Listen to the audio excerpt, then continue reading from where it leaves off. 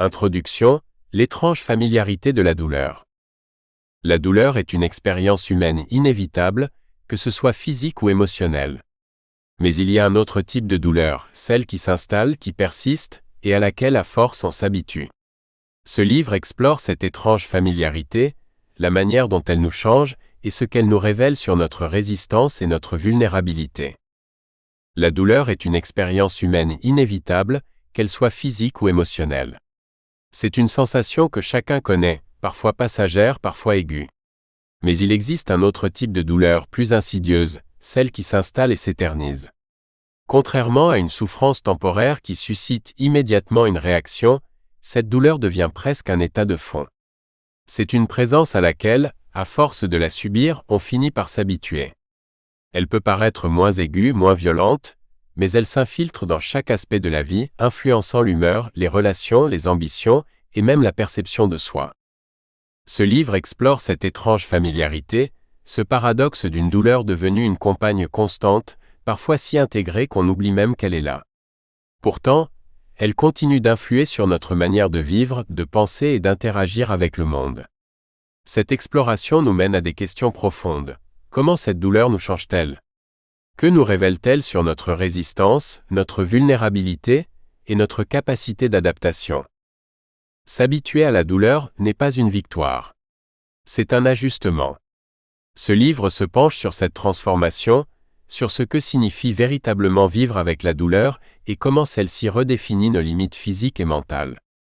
Il s'agit d'un voyage dans le monde invisible de la souffrance quotidienne, où la résilience devient une nécessité et où la survie passe souvent par l'acceptation.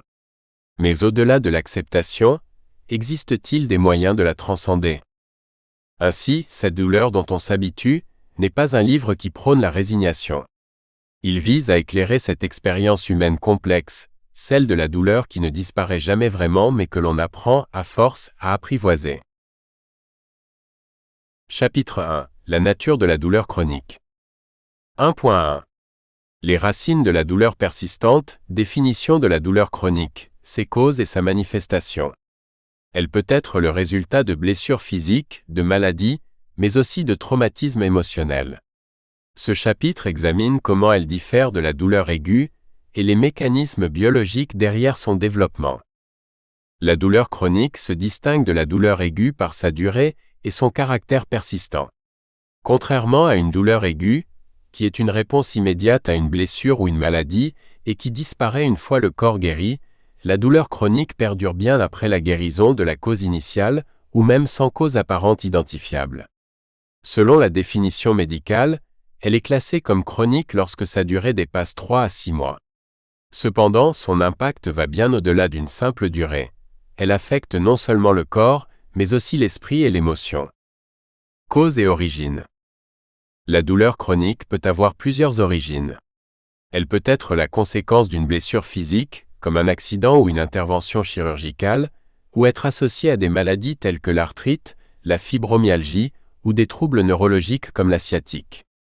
Ces douleurs ont généralement une origine identifiable, une inflammation, des lésions nerveuses ou des anomalies dans la manière dont le système nerveux central interprète les signaux douloureux.